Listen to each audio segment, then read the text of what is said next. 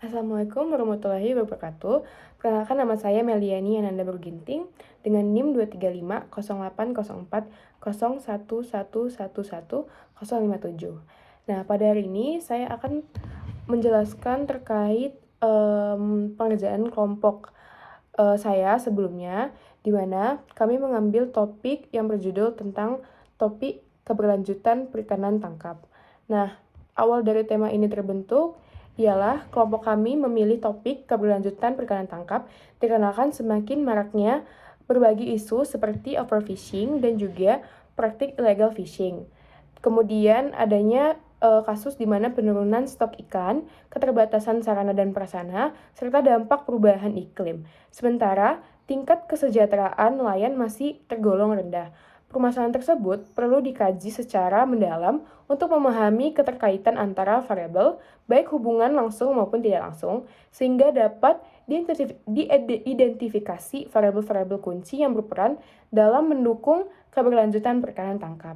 Nah, di mana di kelompok kami ini, kami sudah membuat beberapa variabel, di mana total variabelnya itu ialah ada 12.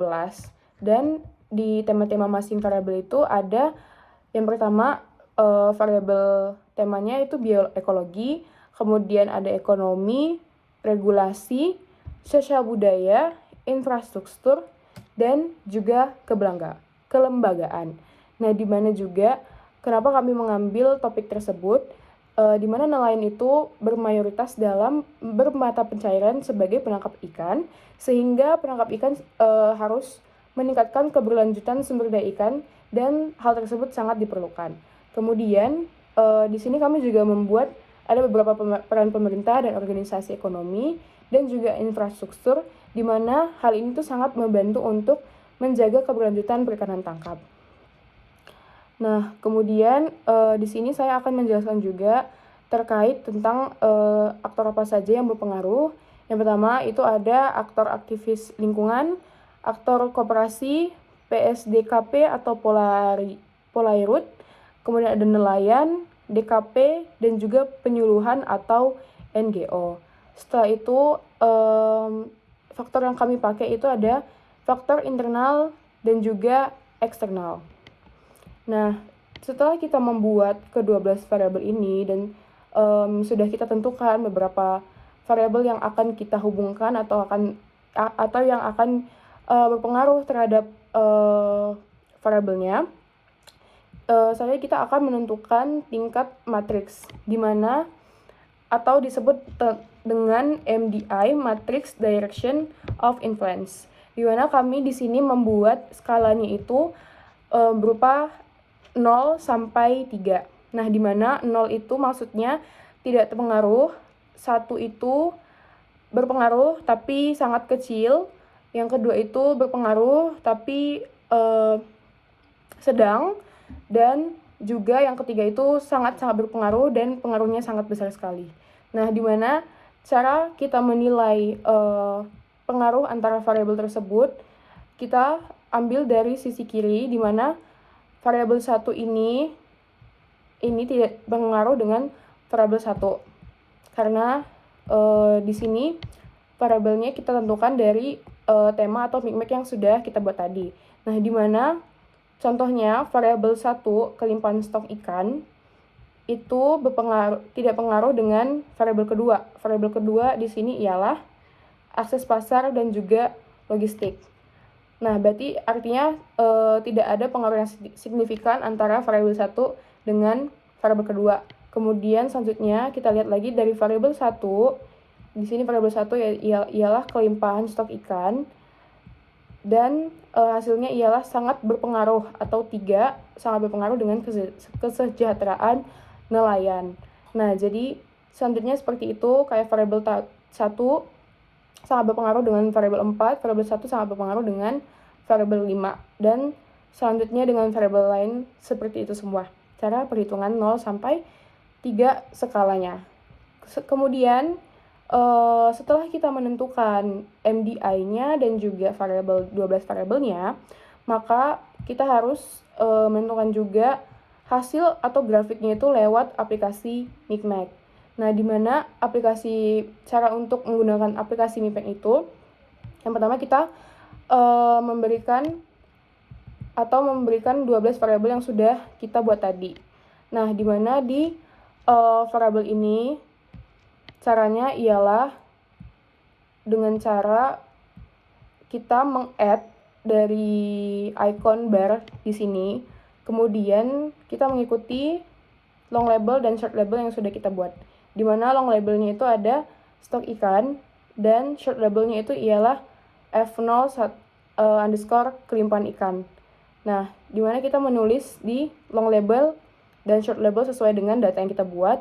Kemudian kita memberikan tema sesuai dengan variabel yang sudah kita berikan. Di mana temanya di sini ialah bioekologi. Nah, kemudian kita bisa memberikan temanya lewat di sini dan tinggal tekan tombol add. Selanjutnya nanti temanya akan terinput lewat sini. Nah, setelah temanya sudah terinput, short label dan long labelnya sudah kita buat, selanjutnya kita berikan deskripsi juga sesuai dengan data di Excel, di mana datanya itu ialah di variabel 1 mencakup kondisi fisik dan biologis. Nah, kita berikan deskripsinya juga sesuai yang ada di Excel tersebut. Nah, selanjutnya kita klik OK. Nah, setelah kita mengklik OK, akan terlihat seperti tampilan seperti ini, di mana dari 12 variabel tersebut yang kita input sesuai dengan short label, long label, deskripsi, dan juga temanya. Nah, setelah kita input semuanya, kita akan klik tombol close. Nah, setelah tombol close-nya muncul, selanjutnya kita arahkan ke calculate, di mana calculate ini kita memberikan datanya itu sesuai dengan matriks yang sudah kita buat sebelumnya atau MDI. Nah, di mana kita masukin datanya lewat matriks MDI ini atau matrix of direct influence. Nah, setelah kita masukin jumlah dari pengaruh variabel tersebut dari skala 0 sampai 3, kita kembali untuk mengklik OK terhadap calculate tersebut. Nah, setelah itu kita membuka bagian dari calculate from MDI atau hasil data yang sudah kita berikan tadi atau yang sudah kita buat. Nah, di mana yang pertama itu kita menekan calculation parameters. Nah, sebelum kita tahu paragraf atau mungkin grafik yang sudah kita buat dari file kita menekan kembali calculate parameters dan kita mengikuti arahan dari Micmac-nya, di mana nomor yang sesuai untuk calculate parametersnya itu ialah 3. Nah, setelah itu kita tekan OK. Nah, setelah kita sudah menginput semuanya tadi, baru kita akan membuka matrix of characteristic. Nah, di mana matrix of characteristic ini ialah ada beberapa bagian yang dijelaskan dari MDI karakteristik ini. Nah, di mana karakteristiknya, di mana hasilnya itu dapat kita lihat dari tabel tersebut, di mana di matriks size ini menunjukkan angka 12 karena jumlah variabelnya adalah sebesar 12. Kemudian number iteration-nya ialah angka 3 karena sesuai dengan suggestion dari aplikasi Micmac. Kemudian ada number of zeros menunjukkan angka 24 yang artinya dapat ialah angka 0 dari MDI tersebut. Selanjutnya ada number of ones yaitu 27 dan number of twos ada 42 dan number of three-nya itu ada 51. Sedangkan number of p-nya itu ialah 0 karena menunjukkan tidak ada p dalam MDI dan total yang dapat dari jumlah keseluruhan hubungan yaitu 144 dikurangi number of zero sehingga menghasilkan angka 120. Nah, hasil dari field rate tersebut dapat didapatkan dari 120 dibagi 144 dikali 100%, sehingga tingkat kepadatan yang tinggi dan menunjukkan hampir semua variabel tersebut berhubungan. Nah, selanjutnya ada di matrix sum. Nah, di mana matrix sum ini menunjukkan adanya total number of row dan juga total number of column. Di mana total number of row ini menunjukkan bagaimana variabel tersebut mempengaruhi variabel lain, sedangkan number on column itu bagaimana variabel tersebut dipengaruhi oleh variabel lain. Dalam topik keberlanjutan perikanan tangkap, variabel kunci atau driver key variable yaitu variabel yang pengaruhnya besar tetapi tidak terpengaruh oleh variabel lain adalah variabel iklim. Di sini kita lihat ada variabel iklim dan juga variabel patroli. Di sini ada variabel patroli. Nah, di sini ialah di mana di variabel iklim tersebut itu ada variabel kunci dan driver variabel. Begitu juga untuk variabel patroli. Selanjutnya kita lihat ada di stability, di mana stability ini menunjukkan bahwa ada influence dan dependence. Nah, ini yang berarti variabel tersebut hampir signifikan atau berpengaruh dengan variabel yang lain, di mana interaction 1 itu ada 84% dan dependensinya adalah 89%, dan interaction 2 dan 3 itu 100%, yang artinya sangat signifikan berpengaruh dengan variabel lainnya. Selanjutnya ada direct match, di mana hal ini menunjukkan direct influence atau dependence map. Berdasarkan hasil tersebut, semakin ke atas letak variabelnya, maka semakin tinggi kemampuan variabel tersebut untuk influence.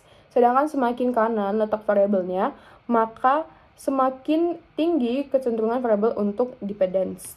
Nah, kemudian dari matriks tersebut terbagi menjadi 4 kuadran, di mana kuadran 1 itu dominan variabel, kemudian influence-nya tinggi. Dependence rendah adalah variabel perubahan iklim. Kuadran 2 atau relay variabel berpengaruh tinggi, ketergantungannya juga tinggi. Yaitu adalah variabel API, NGO, SDM, dan juga kesejahteraan dan konflik nelayan, patrol, kelimpahan, stok ikan, budaya, dan teknologi penangkapan. Kuadran 3 atau disebut dengan dependent variable menunjukkan dependence-nya tinggi, di mana influence-nya rendah. Selanjutnya, yang termasuk dalam kuadran 3 adalah fasilitas nelayan dan akses pasar dan logistik. Nah, kemudian kita lanjut dari hasil direct graph, di mana direct influence graph ini hasilnya itu berdasarkan matriks dari graph tersebut dapat diketahui bahwa antar variabel tersebut saling memiliki keterkaitan satu sama lain. Hubungan yang menunjukkan warna merah berarti hubungan antar variabel tersebut kuat. Kemudian arah panah warna biru berarti hubungannya cenderung sedang. Lalu arah panah hitam berarti hubungannya variabelnya tersebut ialah lemah. Oke, baik, berikut hasil dari presentasi saya terkait tentang hasil dari kelompok saya. Kurang lebihnya mohon maaf. Wassalamualaikum warahmatullahi wabarakatuh.